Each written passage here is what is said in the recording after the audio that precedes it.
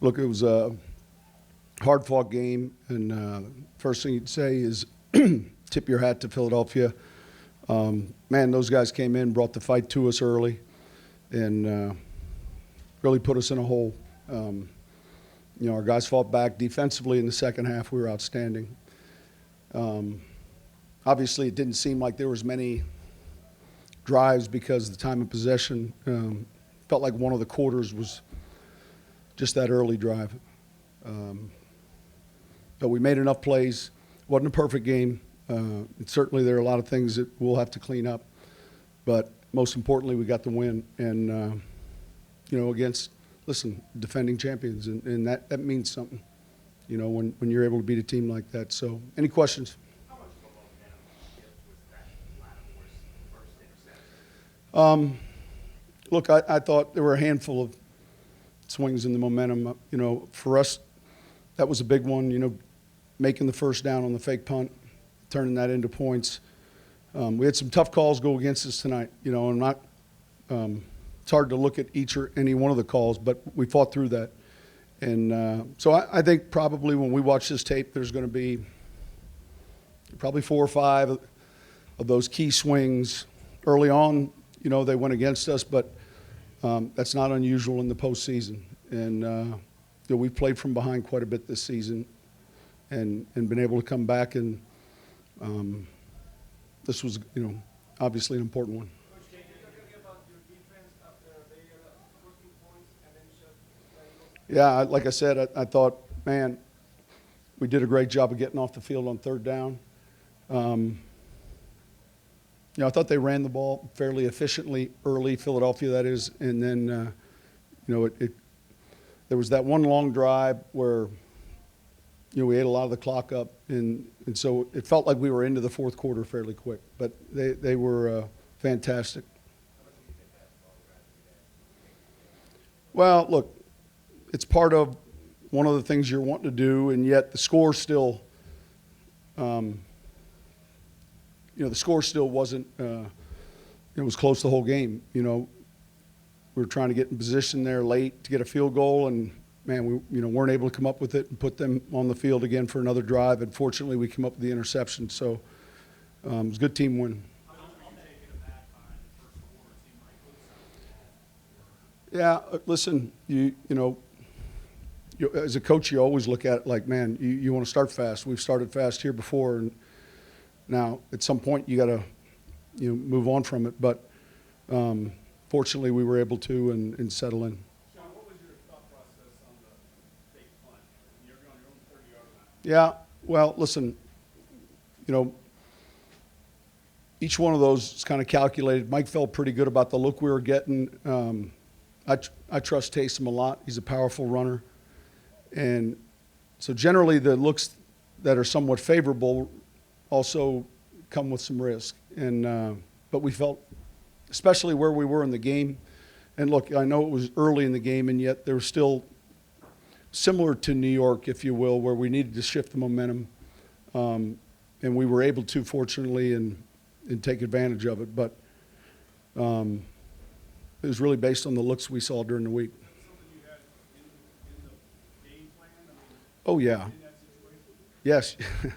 Yes, it wasn't just, let's just try this in the first quarter. No, we spent a lot of time on it.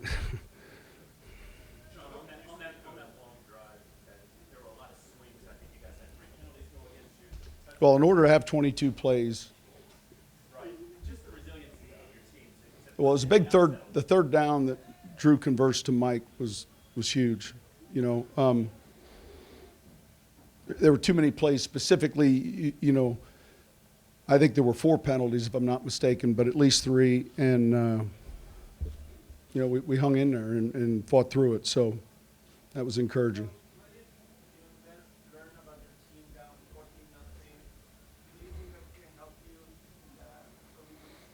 Yeah, and I mentioned earlier, we've been, in our league, it's there's going to be games where you fall behind, and we've played in a handful of those already, and I think there's great faith in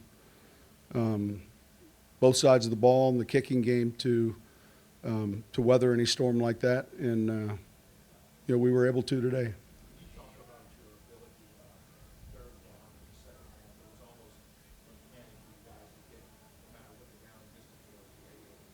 Yeah. Well, look, we needed that last one, and we elected to run it. But ultimately, we felt like this game was going to be about situational football. We felt the red zone offense and defense was going to be important. We felt the third down offense and defense. And I thought in the second half, we got off the field defensively on third down. And on offense, I thought we were able to convert some big ones, and especially the big one late in the game to Mike, because those relative to time of possession and what you're trying to achieve, those are significant.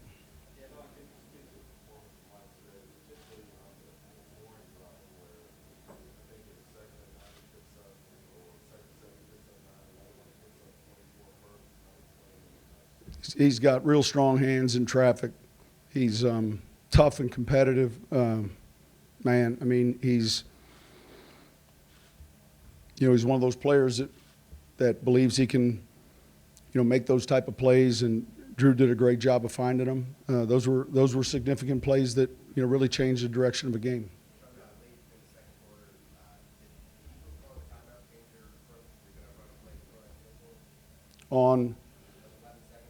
No, listen, we're right at that. We got a quick peek as to what we might get defensively, and so you think about a jump ball maybe, or, and then when we kind of weighed everything where we were at, we felt good about just taking the field goal. Yeah, listen, there's a lot that you get from this team offensively, a lot of motion, some RPOs. They do a good job of spraying the ball around. The quarterback's been outstanding. It's hard to get to him. He made a few throws that were just, unbelievable. But I did think we were able to push the pocket a little later as the game went on, and I did think that helped. We tried to find a way to disrupt the passing game, and you can do that either with your rush or outside. And I thought we were able to get our hands on some receivers. But it's a talented group. Coach, the aggression to get that touchdown pass on the fourth down as opposed to kicking right there, you feel like the touchdown was I didn't feel like it was a must, but we felt pretty good about two or three of the calls we had. Unfortunately, it worked out, but we felt pretty confident, and it was calculated, and yet it was on that drive where I think the momentum that was significant, to get that 7. your aggressiveness, your players play off of that. That's the message you try to send to those guys. Sometimes Ed, it's maybe meant for that. Other times, man, there's a lot that goes into, we play this team, and you have to go in with the mindset that scoring is going to be at a premium, and so your risk factor might go up a little bit, and then there's some weeks where you might be less tolerant for that. I think a lot of it's been depending on who we're playing, and trying to be smart also. Yeah, always, man. The seasons he's been having, it's gut wrenching. He's played so well for us, and we'll see where he's at. How big was it on that same thing to have Romano step up and even Tyler Davis in the game he had? Yeah.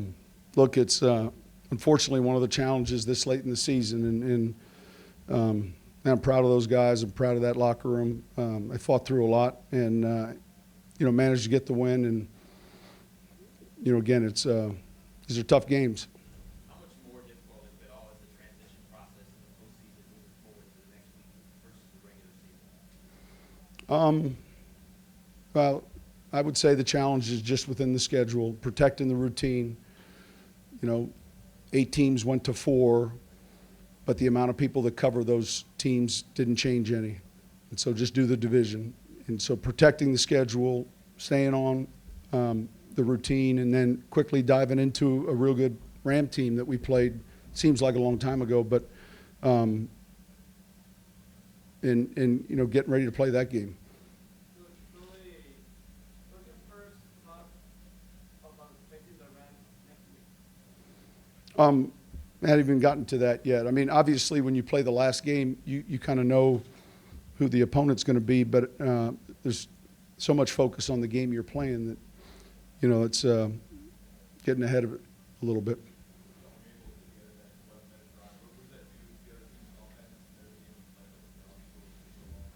I don't listen. It can impact you relative to the number of snaps played, but most importantly, it impacts your own defense and their rest, and then the opponent you're playing, who's getting that many snaps. I mean, that's a lot. You know, but a lot had to happen for that to take place, and you know, regretfully, there's those penalties that hurt you. But fortunately, we were able to overcome them.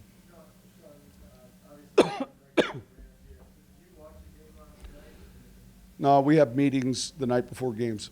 So, I mean, the game's on in the training room, but we'll look at it on coach's tape. Coach, without speaking specifically to the Rams, can you talk about just the excitement of having one game in your city you're building for the Super Bowl? Well, listen, we think it's a tremendous advantage to play here. Man, our fans were fantastic tonight. Communication becomes difficult.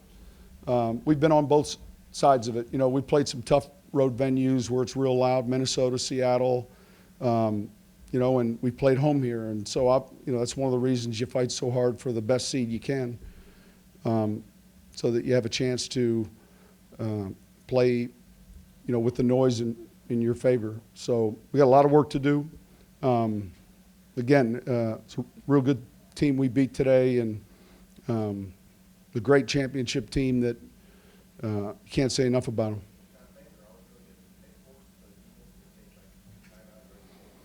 Well, listen, anytime you get a delay game and then a timeout there, you know, there's an attrition to that noise, and I'd like to think that was the case.